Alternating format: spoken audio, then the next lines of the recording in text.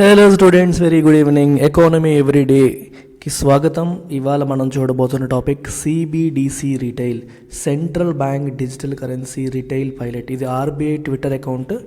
నిన్న సాయంత్రం 3:30 ఆర్బీఐ ఈ అనౌన్స్మెంట్ చేసింది. Operationalisation of central bank digital currency retail pilot. దీనికి కథ ఏంటి? సిబిడిసి అంటే ఏంటి, అందులో మళ్ళీ రిటైల్ అంటే అర్థం ఏంటి, పైలట్ అంటే మీనింగ్ ఏంటి, ఇది మనం ఇవాళ చూడబోతున్నాం. So pay full attention to this very interesting news. So చాలామందికి చాలా కన్ఫ్యూజన్స్ ఉంటాయి, అన్నీ కూడా మెల్లమెల్లగా క్లియర్ చేసుకుంటూ వెళ్ళిపోదాం. సో మీ అందరికీ తెలుసు, we are running a special offer in this month, never before offer. దానికి ఇవాళే లాస్ట్ రోజు. యూపీఎస్సీ ఇన్ఫినిటీ ఈరోజు జాయిన్ అయ్యే వాళ్ళకి 45, రేపటి నుంచి 60. ఆప్షనల్ ఇవాళ జాయిన్ అయ్యే వాళ్ళకి 20, రేపటి నుంచి 30,000 ఉంటుంది. These are the optionals we're offering. So interest ఉన్నవాళ్ళు ఇమీడియట్గా ఇప్పుడే ఈ నెంబర్కి కాల్ చేయండి. మన అన్ని కోర్సెస్ పైన కూడా లైఫ్ టైం వ్యాలిడిటీ అనేది ఉంటుంది. ఏ డౌట్స్ ఉన్నా మేడంని అడిగి క్లియర్ చేసుకోండి, వచ్చేసేయండి. రైట్, మళ్ళీ ఎటువంటి ఫీజు అనేది ఉండదు. సో ఇవాళ న్యూస్లోకి వచ్చింది, ఈరోజు హిందూ పేపర్లో కూడా రాశారు. సో ఏం రాశారంటే, retail pilot for digital rupee to start December 1st. రేపటి నుంచి రిటైల్ పైలట్ అనేది స్టార్ట్ అవుతుంది. మనకి సిబిడిసి అంటున్నాం, సెంట్రల్ బ్యాంక్ డిజిటల్ కరెన్సీ అంటున్నాం. దాన్నే డిజిటల్ రూపీ అని కూడా పిలుస్తున్నారు. రిటైల్ పైలట్ స్టార్ట్ అవుతోంది రేపటి నుంచి అని చెప్తున్నారు. మరి ఏంటి కదా అసలు రిటైల్ పైలట్ అంటే ఏంటి, రిటైల్ అంటే ఏంటి? సో స్టోరీ చూద్దాం. దీనికంటే ముందు అసలు first of all let's start with what is money. ఇదంతా మనీ గురించే కదా. మరి అసలు మనీ అంటే ఏంటి మనకు తెలుసా? మనీ అంటే మన జేబులో, మన పర్స్లో ఉంటుంది కదా, అదే నా మనీ అంటే. మనీ అంటే మీడియం ఆఫ్ ఎక్స్చేంజ్. చాలా జాగ్రత్తగా వినండి అమ్మా. Medium of exchange, medium of exchange అని మనం అంటాం. ఫర్ ఎగ్జాంపుల్, మనకు పూర్వకాలంలో కరెన్సీ, మన జేబులో ఉన్నదాన్ని కరెన్సీ అంటాం. It is also a form of money. అదొక్కటే మనీ కాదు, అది కూడా ఒక ఫార్మ్ ఆఫ్ మనీ. పూర్వకాలంలో మనకి కరెన్సీ నోట్లు లేనప్పుడు, ప్రభుత్వాలు ఇప్పుడు ఎలక్టెడ్ గవర్నమెంట్స్ లాంటి గవర్నమెంట్స్ లేనప్పుడు మనం ఏ సిస్టమ్ వాడేవాళ్ళం? బార్టర్ సిస్టమ్ వాడేవాళ్ళం. గుర్తుందా మీకు? వస్తు మార్పిడి విధానం అంటాం. అంటే నా దగ్గర బియ్యం ఉన్నాయి, నీ దగ్గర గోధుమలు ఉన్నాయి, 10 కేజీల బియ్యం ఇస్తాను, 5 కేజీల గోధుమలు తీసుకుంటానని చెప్పి ఇలా ఫాలో అయ్యేవాళ్ళం కదా. Barter system is also a form of money because it is used as a medium of exchange. మన దగ్గర ఉన్న వస్తువుని ఎదుటి వాళ్ళతో ఎక్స్చేంజ్ చేసుకోవడానికి అది ఉపయోగపడుతుంది కదా. బార్టర్ సిస్టమ్ తర్వాత మనకి ఏమొచ్చిందమ్మా? బార్టర్ సిస్టమ్ తర్వాత వీ హ్యావ్ గాట్ కాయిన్స్ రావడం అనేది మొదలైంది. అంతేనా? మనకి కాయిన్స్ అనేవి రావడం. సో ఎటువంటి కాయిన్స్?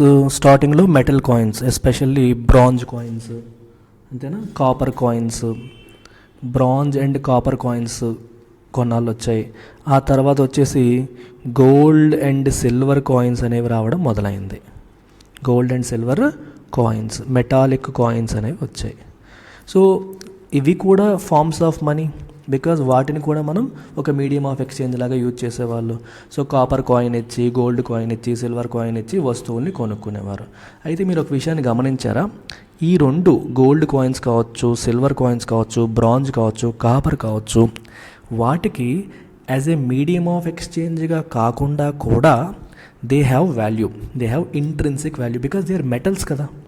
అంటే ఇప్పుడు మన దగ్గర ఒక గ్రాము గోల్డ్ కాయిన్ ఉందనుకోండి, అది మనీ రూపంలో, అంటే గ్రామ్ గోల్డ్కి ఎంత ఇస్తారు అన్నట్టు మనీ రూపంలోనే కాకుండా that coin it self also has value కదా. అర్థమవుతుందా నేను చెప్తుంది? దాన్నే ఇంట్రిన్సిక్ వాల్యూ అంటాం. We call it intrinsic value. These coins themselves because they are metals, they have utility. మీకు ఇవాళ మన దగ్గర కరెన్సీ ఉంది, ఒక 500 రూపాయల నోట్ ఉంది. 500 రూపాయల నోటుకి అది రిజర్వ్ బ్యాంక్ ఆఫ్ ఇండియా, నేను మీకు నోటు మీద చూస్తే మీకు తెలుస్తుంది కదా, I promise to pay the bearer అని చెప్పి reserve bank of India governor సంతకం ఉంటుంది. సో గవర్నమెంట్ ఆథరైజ్ చేస్తుంది, గవర్నమెంట్ ఈ నోటు ఉన్నవాడికి నేను గ్యారెంటీ అని చెబుతోంది కాబట్టి 500 రూపాయల నోటుకి వాల్యూ వచ్చింది. లేకపోతే 500 రూపాయల నోటు చిత్తుకాయితంతో సమానం కదమ్మా. ఇప్పుడు డిమానిటైజ్ చేసిన 500 నోటుకి ఏమైనా వాల్యూ ఉందా ఈరోజు? Zero value. పేపర్గా జస్ట్ ఒక వేస్ట్ పేపర్ కింద లెక్క. కానీ ఈ గోల్డ్ కాయిన్లు, బ్రాంజ్ కాయిన్లు, కాపర్ కాయిన్లు అవి మెటల్ కాయిన్స్ కదా. So by default they have some intrinsic value. ఈ విషయాన్ని మీరు గుర్తుపెట్టుకోండి, నేను మళ్ళీ దీని గురించి మాట్లాడతాను. వీటికి ఇంట్రిన్సిక్ వాల్యూ ఉంది. తర్వాత మనకేమొచ్చాయి? పేపర్ కరెన్సీ వచ్చింది. తర్వాత మనకేమొచ్చింది paper currency.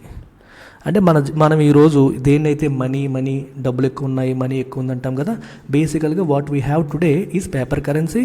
This is also a form of money. ఎందుకంటే ప్రతి ఒక్కటి కూడా మీడియం ఆఫ్ ఎక్స్చేంజ్కి ఉపయోగపడిందే.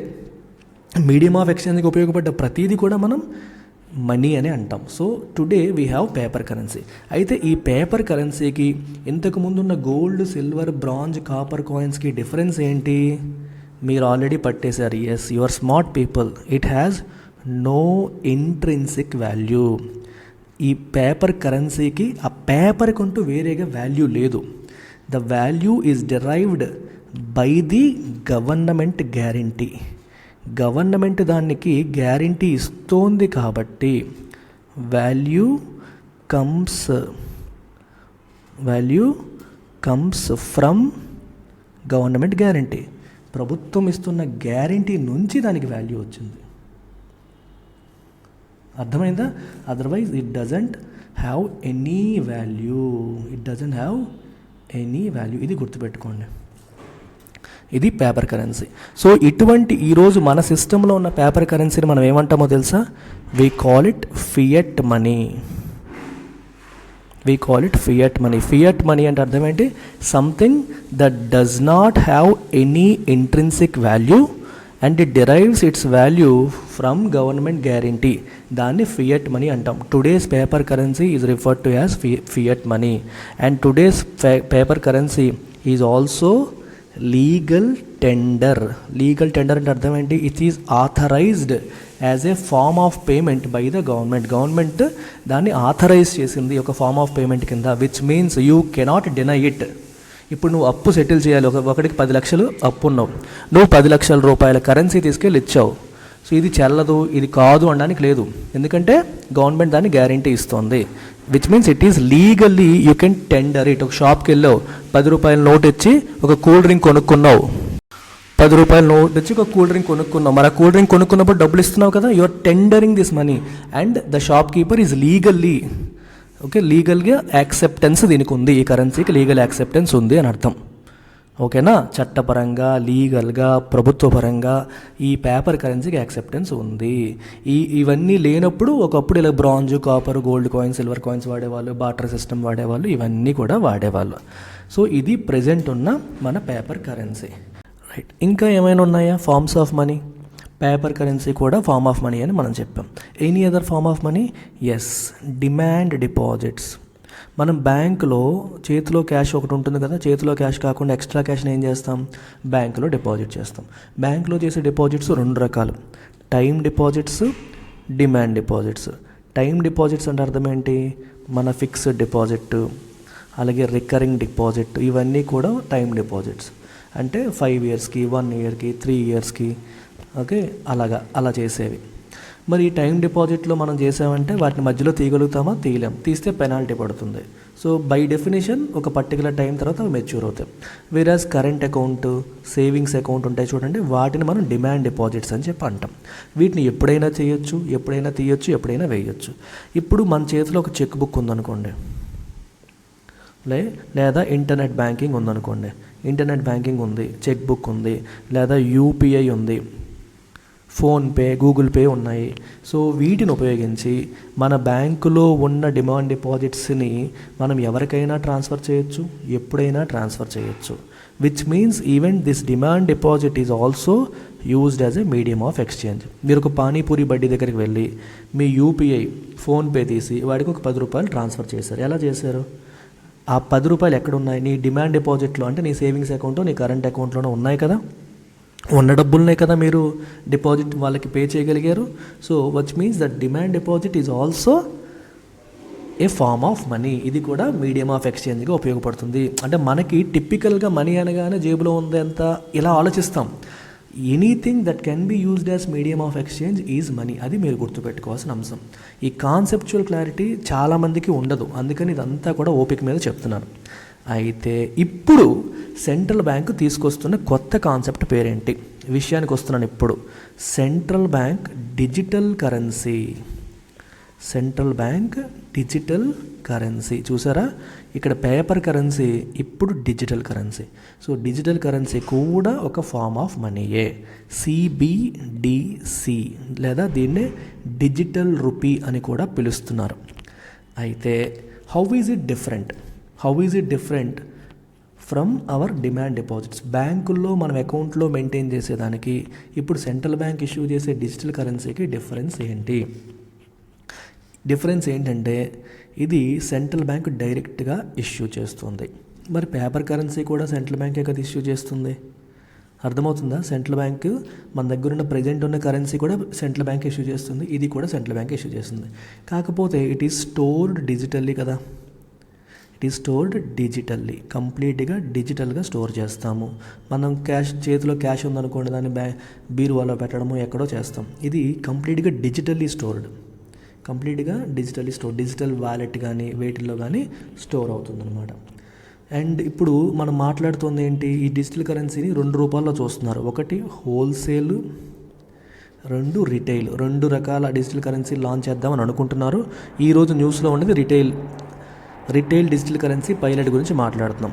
ఈ రిటైల్ డిజిటల్ కరెన్సీకి ఆర్బీఐ ఏమనుకుంటుందంటే ఒక టోకెన్ సిస్టమ్ లాగా, అంటే ఒక టోకెన్ ఇద్దాం అనుకుంటుంది. అంటే ఫర్ ఎగ్జాంపుల్ ఈరోజు మన కరెన్సీ నోట్ మీరు ఓపెన్ చేశారనుకోండి, దాని మీద నెంబర్ ఉంటుంది.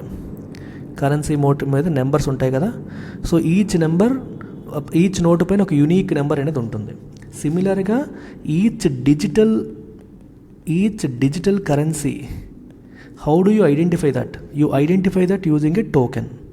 ఇక్కడ కరెన్సీ నోటు మీద నెంబర్స్ ఎలా ఉంటాయో ఈ డిజిటల్ కరెన్సీ పైన టోకెన్ అనమాట. దానికి ఒక టోకెన్తో ఐడెంటిఫై చేస్తారు. ఇది ఒక లాంగ్ 12-15 డిజిట్ల నెంబర్ అనమాట. సో ఆ నెంబర్తో యూ విల్ ఐడెంటిఫై, ఓకే ఈ టోకెన్ ఉంటే వాడి దగ్గర 500 రూపాయలు ఉన్నట్టు. ఫర్ ఎగ్జాంపుల్ మీకు ఒక ఎగ్జాంపుల్ చెప్తాను. ABC123XYZ అనేది ఒక టోకెన్ అనుకోండి. సో దీని వాల్యూ ఎంత? 500 రూపీస్.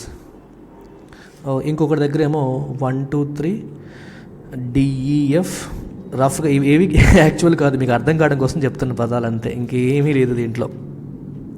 3, 4, 5 ఇలాగేదో ఉందనుకోండి, దీని వాల్యూ 2000 రూపీస్ అనుకో. సో ఈ టోకెన్ ఎవరి దగ్గర అయితే ఉంటుందో, ఫర్ ఎగ్జాంపుల్ ఈ టోకెన్ ఎవరి దగ్గర అయితే ఉందో వాళ్ళ దగ్గర 2000 రూపీస్ ఉన్నట్టు. ఈ టోకెన్ ఎవరి దగ్గర అయితే ఉందో వాళ్ళ దగ్గర 500 రూపీస్ ఉన్నట్టు. మీరు ఎక్కడికైనా వెళ్ళినప్పుడు ఈ టోకెన్తో ఉన్న నెంబర్స్ని వాళ్ళకి ట్రాన్స్ఫర్ చేసేయచ్చు. షాప్కి వెళ్ళి this you will transfer to the person, అయిపోయింది. లేదా ఈ టోకెన్ చూపిస్తావు, ఇది నాది అని చెప్తావు. Probably they might ask you to verify your identity, నిజంగా నీదేనా. ఇప్పుడు క్యాష్ అనుకోండి, మీ చేతిలో మెయింటైన్ చేస్తారు, పర్స్ నుంచి తీస్తారు, ప్రాబ్లం లేదు. కానీ డిజిటల్ కరెన్సీకి instead of cash you will have this tokens, especially retail సెగ్మెంట్కి. హోల్సేల్కి టోకెన్ సిస్టమ్ ఉండదు, వేరే సిస్టమ్ ఉంటుంది, సెపరేట్గా మాట్లాడదాం. బట్ రిటైల్ సిస్టంలో మనకి టోకెన్స్ రూపంలో వాటిని ఐడెంటిఫై చేయడం జరుగుతుంది. They might ask you to verify your identity verify చేయమని అడగొచ్చు. నీదేనా, నిజంగా ప్రూఫ్ ఏంటి అన్నట్టుగా అడగవచ్చు. క్యాష్కి జనరల్గా అడగరు, కానీ వీటికి అడిగే సిస్టమ్ పెడితే పెట్టవచ్చు. ఇది ఇంకా క్లారిటీ లేదు. పైలట్ అంటే మీకు మీనింగ్ చెప్పలేదు. పైలట్ అంటే ఏంటి? అఫీషియల్ లాంచ్ చేయడానికి ముందు దీంట్లో సాధక బాధకాలు ఏంటి, ప్రాబ్లమ్స్ ఏంటి, ఇష్యూస్ ఏంటి, ఇవన్నీ చెక్ చేయడం కోసం ఒక చిన్న గేమ్ ఆడతారు. అంటే కొంతమంది కంట్రోల్డ్ ఎన్వైర్న్మెంట్లో తీసుకొస్తారు. ఇక్కడ ఏం చేస్తున్నారు చూడండి, 4 బ్యాంకులకు మాత్రమే ఛాన్స్ ఇచ్చారు. State Bank of India, ICICI bank, yes bank, IDFC first bank, అలాగే 4 సిటీస్లో. ఈ 4 సిటీస్లో 4 బ్యాంకులకి ఫస్ట్ ఫేజ్ అనేది స్టార్ట్ చేస్తున్నారు. ఈ ఫేజ్లో person to person transactions allow చేస్తున్నారు, పర్సన్ టు మర్చెంట్ ట్రాన్సాక్షన్స్ కూడా అలౌ చేస్తున్నారు. అండ్ పేమెంట్ టు మర్చెంట్ అనేది క్యూఆర్ కోడ్ యూజ్ చేసి, మర్చెంట్ లొకేషన్స్లో క్యూఆర్ కోడ్ మనం ఇప్పుడు ఎలాగైతే పేటీఎం అవి చేస్తున్నామో వాటి ద్వారా చేయొచ్చు. సో ఈ టోకెన్తో ఉన్న మనీ అటు వెళ్ళిపోతుంది అనమాట, ఇక్కడ ఉన్న మనీ అటు వెళ్ళిపోతుంది, మర్చెంట్కి వెళ్ళిపోతుంది. మీ దగ్గర నుంచి మర్చెంట్ చేతిలోకి వెళ్ళిపోతుంది. ఇంకా ఏం చెప్పారు ఇక్కడ, users will be able to transact with digital rupee through a digital wallet offered by the participating banks. Digital wallet మీకు పేటీఎం వ్యాలెట్ అని ఎలా ఇస్తారో, ఇక్కడ ఏ బ్యాంక్స్ అయితే ప్రస్తుతానికి పైలట్లో పార్టిసిపేట్ చేస్తున్నాయో ఆ బ్యాంక్స్ మీకు డిజిటల్ వ్యాలెట్ అనేవి ఇస్తాయి. వాటి ద్వారా మనం ట్రాన్సాక్షన్స్ చేయొచ్చు. ఆ వ్యాలెట్లో మనీ స్టోర్ అయి ఉంటుంది. అయితే హౌ ఈజ్ ఇట్ డిఫరెంట్, మీకు చాలామంది డౌట్లు వస్తాయి. అసలు హౌ ఈజ్ ఇట్ డిఫరెంట్, ఇంత స్టోరీ చెప్తున్నారు సార్, బాగానే ఉంది. But how is it different from the one we're already having. Already ఇప్పుడు ఆన్లైన్లో చేసేస్తున్నాము, యూపీఐ ద్వారా చేస్తున్నాము. మీరు ఒక విషయాన్ని గమనించాలి, టుడే పేమెంట్ సెటిల్మెంట్ ఎలా అవుతుంది? You look at the settlement of payment ఎలా అవుతుంది. మనం ఎలా చేస్తాము? ఇప్పుడు యూపీఐ అనేది ఒక పేమెంట్ సిస్టము, ఎన్ఈఎఫ్టి అనేది ఒక పేమెంట్ సిస్టము, ఐఎంపిఎస్ అనేది ఒక పేమెంట్ సిస్టము, ఆర్టీజీఎస్ అనేది అనదర్ పేమెంట్ సిస్టమ్. అంతేనా? ఇలా డిఫరెంట్ పేమెంట్ సిస్టమ్స్ ద్వారా ఒక బ్యాంకు, ఏబీసీ బ్యాంక్ నుండి XYZ బ్యాంక్, నీకేమో ఇక్కడ ఒక అకౌంట్ ఉంది, నీకేమో ఇక్కడ ఒక అకౌంట్ ఉంది. సో ఇందులో ఉన్న మనీ ఆ అకౌంట్కి ట్రాన్స్ఫర్ అవ్వడానికి వీటిల్లో ఏదో ఒక సిస్టమ్ని ఉపయోగించి మనం వెళ్తాం. కొన్నిసార్లు పేమెంట్ ఫెయిల్యూర్ జరుగుతుంటాయి, కొన్నిసార్లు డిలే పడుతుంది. ఇప్పుడు ఐఎంపిఎస్ ఎన్ఈఎఫ్టీ చేశారనుకోండి 2-3 అవర్స్ పడుతుంది. ఇవన్నీ అవుతాయా? కొన్నిసార్లు ఇష్యూస్ వస్తాయి, స్టక్ అవుతాయి, ప్రాబ్లమ్స్ అన్నీ ఉంటాయి. ఇప్పుడు డిజిటల్ రూపీ ఎవరు ఇష్యూ చేస్తున్నారు? ఆర్బీఐ. సో ఆర్బీఐ మెయింటైన్ చేస్తుంది ఎంటైర్ పేమెంట్ సెటిల్మెంట్. ఆర్బీఐ డైరెక్ట్గా మెయింటైన్ చేస్తుంది.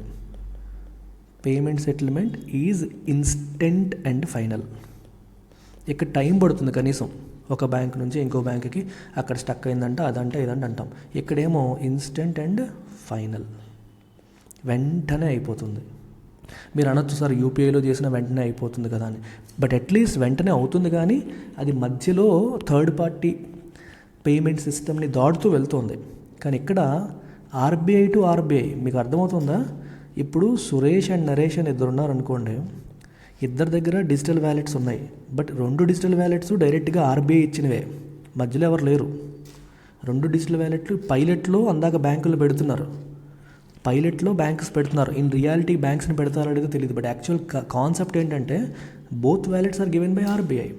And if you are making transfer డైరెక్ట్గా నువ్వు ఆర్బీఐ సిస్టమ్ ద్వారానే చేస్తావు. ఆర్బీఐ టెక్నాలజీ, ఆర్బీఐ సిస్టమ్ అంతా ఆర్బీఐ. సో అది ఇన్స్టెంట్గా జరిగిపోయినట్లు లెక్క అనమాట.